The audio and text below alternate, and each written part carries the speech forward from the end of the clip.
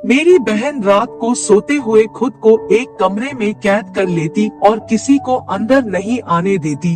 अजीब अजीब बातें करती और कमरे से अजीब तरह की आवाजें आती। एक दिन इस बात का पता लगाने के लिए मैं उसके कमरे में छुप गई। एक ऐसी जगह थी जहाँ पर मेरी बहन, जब उस जगह को मैंने देखा तो मेरी जान निकल गई। मैं अपनी बहन को बहुत अच्छी तरह से जानती थी, वह मुझसे कभी कुछ नहीं छुपाती थी, पर आजकल उसकी हरकतें बहुत ही गंभीर हो गई थी।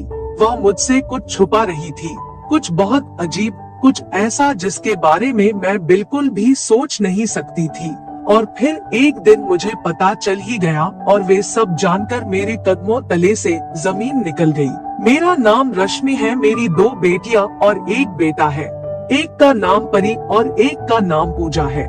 मेरी दोनों बेटियां आपस में बहुत लड़ाई करते थे, पर मेरा बेटा बहुत सीधा था और हम पति पत्नी में भी कुछ खास ऐसी कोई मोहब्बत नहीं थी।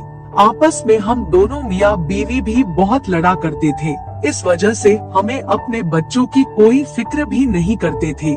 जब मेरी माँ ने दूसरे से शादी कर ली और कभी इस घर में लौटकर दोबारा नहीं आई और मेरे पापा भी अपने ही रंग गलियों में खो गए और उनको एक बहुत बड़ी लत लग गई, जो दिन रात नशे में डूब गए और एक दिन इस दुनिया को भी छोड़कर भगवान के प्यारे हो गए। उस वक्त मेरी छोटी बहन, मेरी बड़ी बहन परी 19 साल की थी और मैं 13 साल की। उसने छोटे छोटे बच्चों को ट्यूशन पढ़ाना शुरू किया और किसी तरह घर चलाने लगी। हमने अपने घर का एक हिस्सा किराए पर दे दिया। किराए पर एक बूढ़े अंकल आंटी रहते थे। उनकी कोई औलाद नहीं थी और हमें अपनी औलाद ही समझते थे और उनके होने से हमें भी अकेलेपन का एहसास नहीं होता था। वह लोग बहुत अच्छे थे। वक्त गुजरने लगा, मेरी बहन अब 25 साल की और मैं 19 साल की हो गई। अब मैं कॉलेज में पढ़ती थी, मेरी बहन जॉब करती थी और हमारे हालत अच्छे हो गए थे। मेरी बहन एक बहुत ही हिम्मत वाली लड़की थी। उसने सब कुछ बहुत हिम्मत से संभाला था। एक दिन उसको सोशल मीडिया अकाउंट पर किसी लड़के ने मैसेज किया। वह बहुत ही सुंदर था, कोई भी लड़की उसको नजरअंदाज नहीं कर सकती थी। वह मेरी बहन से अपनी मोहब्बत का इजहार करके कहने लगा कि उसको मेरी बहन से एक ही नजर में मोहब्बत हो गई। मेरी बहन भी आखिर इंसान थी, वह कब तक उसको नजरअंदाज करती। वह भी उससे बात करने लगी। उन दोनों में दोस्ती और फिर मोहब्बत हो गई। मुझे अपनी बहन पर शक हुआ, पर मुझे उम्मीद नहीं थी कि वह किसी के साथ ऐसे रिश्ते में हो सकती है। पर एक दिन मैंने उसको हंसते हुए, किसी से बातें करते हुए सुन लिया। मैंने यही सोचा कि मेरी बहन ने सारी जिंदगी सिर्फ दूसरों के बारे में सोचा है। अगर उसको कोई ऐसा मिल गया है जो उससे मोहब्बत करता है तो उसमें क्या बुराई है। वैसे भी मेरी बहन बहुत समझदार थी, उसे अच्छे और बुरे की पहचान थी। पर अफसोस उस बात का था कि बात सिर्फ मोहब्बत तक नहीं थी। मेरी बहन को मैं बहुत अच्छी तरह जानती थी। वह मुझसे कभी कुछ नहीं छुपाती थी, पर आजकल उसकी हरकतें बहुत माशूका सी हो गई थी। वह मुझसे कुछ छुपा रही थी, कुछ बहुत अजीब, कुछ ऐसा जिसके बारे में मैं बिल्कुल सोच भी नहीं सकती थी। वह रात को अपना फोन लिए एक अकेले कमरे में चली जाती और सारी रात जागती रहती। वह कमरे को अंदर से लॉक कर लेती थी। अगर मैं कभी उसकी हाल चाल पूछने के खातिर उसको आवाज देती या गलती से दरवाजे पर चली जाती तो वह मुझे बुरी तरह डांट कर वहाँ से भेज देती थी। उस तरह मेरी बहन ने मुझे कभी नहीं डांटा था।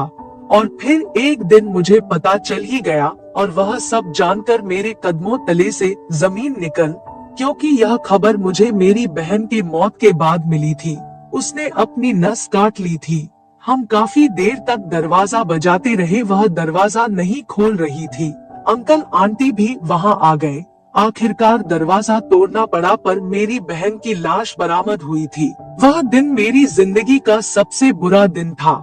मैं सोच भी नहीं सकती थी कि मेरी इतनी हिम्मत वाली बहन, जिसने आज तक कभी हार नहीं मानी थी, ऐसा भी क्या हुआ कि मेरी बहादुर बहन ने खुदकुशी कर ली। आखिर क्यों? क्या उसको मौत जिंदगी से ज्यादा आसान लगी थी? मेरे पास यह जानने का कोई रास्ता भी नहीं था, पर शायद वह बहुत परेशान थी। किसी बहुत बड़ी परेशानी में थी। मुझे अपने सवालों के जवाब नहीं मिला। मेरा दुख मेरा गुस्सा बन गया। मैं सोचने लगी कि मेरी बहन भी मुझे मेरे माँ बाप की तरह छोड़कर चली गई। मैंने कॉलेज जाना छोड़ दिया। वही आंटी मेरे लिए खाना बना कर रख जाती थी। मुझे समझाती थी कि अगर आज मेरी बहन जिंदा होती तो वह मुझे इस हाल में देखकर कितनी दुखी हुई होती, पर मुझे किसी की परवाह नहीं थी। मैंने अपनी चाल ढाल बिल्कुल बदल ली थी। मैं अब हर तरह का फैशन करती थी। मेरी बहन बहुत खूबसूरत थी, पर मैं उसके मुकाबले में इतनी खूबसूरत नहीं थी। मैंने खुद को हर तरह के फैशन से इतना सजा दिया था कि अब मैं बहुत ही खूबसूरत बन गई थी। मैंने अब देर तक घर से बाहर रहना और दोस्तों के साथ घूमना फिरना शुरू कर दिया। अपने सोशल मीडिया का अकाउंट पर अपनी तस्वीर लगाया करती थी। एक दिन मुझे एक खूबसूरत लड़के की तरफ से मैसेज आया जिसका कहना था कि वह मुझसे दोस्ती करना चाहता था। मैंने पहले उसे थोड़ा तड़पाया। वह भी अपनी लगन का पक्का था। रोज मुझसे बात करने की कोशिश करता था। आखिरकार दिल भी पिघल गया और मैंने उससे बातें करना शुरू कर दिया। हम दिन रात बातें करते थे। एक दिन हम एक दूसरे से मोहब्बत का इजहार कर बैठे थे। एक दिन उसने मुझसे एक ख्वाहिश किया और कहा कि अगर मैं उससे प्यार करती हूँ तो उसकी बात मान लूँ। पर मैंने उसे जवाब में कह दिया कि यूं फोन पर दूर दूर कब तक रहेंगे। वह मुझसे मिलने मेरे घर ही आ जाए, क्योंकि वैसे भी मैं अपने घर में अकेली रहती थी और अब तो मेरी बहन भी नहीं थी। मुझ पर हुक्म चलाने के लिए मैं जो चाहती थी वह कर सकती थी। वह दूसरे शहर में रहता था, पर एक हफ्ते के अंदर ही मुझसे मिलने आ गया। हम एक दूसरे से मिलकर बहुत खुश हुए और हमने खूब सारी बातें की। साथ बैठकर खाना खाया। उसका नाम अमन था। ना जाने क्यों वह अचानक बेहोश हो गया था और जब कुछ देर बाद होश आया तो खुद को देखकर चिल्लाने लगा। वह इतनी बुरी तरह चिल्ला रहा था। मैं फौरन उस कमरे में आई जहां वह था और उससे पूछने लगी कि क्या हुआ, वह क्यों ऐसे चिल्ला रहा है। अरे क्या हुआ, तुम ठीक तो हो, क्या हो गया तुम्हें? मैंने तो फिक्रमंद होकर पूछा था, पर वह मुझे डरी हुई नजरों से देख रहा था। मैं अचानक हंसने लगी क्योंकि मैंने उसको बेहोशी की दवा खाने में मिलाकर दी थी और जब वह बेहोश था मैंने उसको रस्सियों से बांध दिया था, क्योंकि यह कोई और नहीं वही लड़का था जिससे मेरी बहन रीना बातें किया करती थी। मेरा बदल जाना, फैशन करना और लड़कों से बातें करना सब मेरे प्लान का हिस्सा था, क्योंकि मैं उसको रंगे हाथों पकड़ना चाहती थी। जो उसने मेरी बहन के साथ किया था वह सब मुझे उसके फोन से पता चल गया था। उसने पहले मेरी बहन को अपनी मोहब्बत के जाल में फंसाया, फिर उसे भी वही ख्वाहिश किया जो मुझसे किया था। ना जाने वह कैसे उसकी बातों में आ गई और वह काम करने को मान गई, जिसके बाद उसकी इज्जत उस आदमी के कदमों तले आ गई थी। उसने मेरी बहन की वीडियो कॉल की स्क्रीन रिकॉर्डिंग कर ली थी और वह उसको ब्लैकमेल कर रहा था, पैसों के लिए नहीं बल्कि मेरी बहन से हर रात वही काम करवाया करता था जो उसने उसे अपने लिए करने को कहा था। उसकी एक गंदी पिक्चरों की वेबसाइट थी जिस पर यह ऑनलाइन ऐसी गंदी हरकतों का ऑडियो वीडियो वेबसाइट पर डालकर लाखों कमाता था। मेरी बहन को भी यही बोलकर ब्लैकमेल कर रहा था कि अगर वह उसके लिए काम नहीं करेगी तो यह उसकी वीडियो वायरल कर देगा। मेरी मासूम बहन बदनामी के डर से बदनामी के दलदल में ही धंसती चली गई। वह रात रात भर अकेले कमरे में बैठकर यही काम किया करती थी। एक दिन मेरी बहन को इस बुराई का एहसास हुआ और शर्मिंदगी में आकर उसने अपनी जान दे दी। क्योंकि यह शक्ल व सूरत का अच्छा था इसलिए लड़कियों को आसानी से अपने जाल में फंसा लेता था, पर अब यह खुद बुरी तरह फंस गया था। मुझे इससे अपनी बहन की मौत और उसका रुसवाई का बदला लेना था और मैं रहम करने के मूड में बिल्कुल भी नहीं थी। मैं उसके रूबरू बैठी और कहा कि मैंने तुम्हें जहर दिया है, ऐसा जहर जिसके बाद तुम 2 से 3 दिन के मेहमान हो। कोई डॉक्टर कोई दवाई नहीं बचा सकती सिवाय उसके। मेरे हाथ में एक इंजेक्शन था।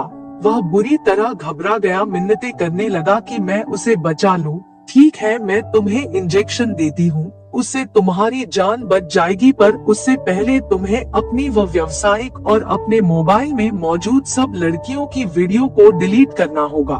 उसका फोन मेरे हाथ में था, मुझे सिर्फ उसके पासवर्ड की जरूरत थी। वह मौत के डर से फौरन सब बताने लगा। मैंने सबसे पहले वेबसाइट खत्म की, फिर लड़कियों की वीडियो को देखकर हैरान थी कि उसने कितनी सारी लड़कियों को बेवकूफ बनाया था और यह उनकी इज्जतों के साथ खेल रहा था।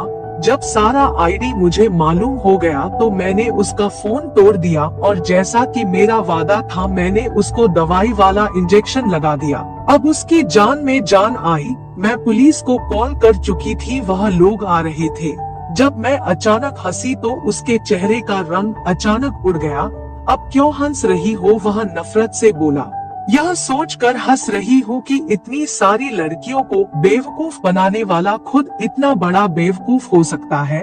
वह चौंका और पूछने लगा कि क्या मतलब? मैंने तुम्हें कोई जहर नहीं दिया था, वह सिर्फ बेहोशी की दवाई थी और जिस इंजेक्शन को तुमने अपनी दवा समझकर उसको लेने के लिए अपना सब कुछ खत्म कर दिया। असल में वह जहर नहीं, एक ऐसी दवा थी जिससे तुम तड़प तड़प कर मरोगे। मेरा इतना कहना था कि उसके कदमों तले से जमीन निकल गई। वह रोने लगा। उसकी बेपसी देखकर मुझे बहुत सुकून मिल रहा था।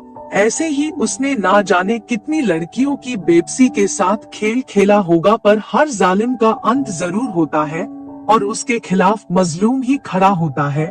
उसको पुलिस पकड़ कर ले गई। उस दिन मैं अपनी बहन की कब्र पर गई और उसको बताया कि मैंने उसके मुजरिम से बदला ले लिया है। पर मेरी उन सभी लड़कियों से मेरी गुजारिश है कि ऐसे किसी फेक आईडी या लड़कों से बचकर रहें, नहीं तो आपको सिर्फ मौत और बदनामी तक का सफर तय करवा सकते हैं। भगवान मेरी बहन के आत्मा को शांति दे और आप लोग भी अपने व्यवसाय को, अपने आईडी को हमेशा खुलकर किसी को ना बताएं।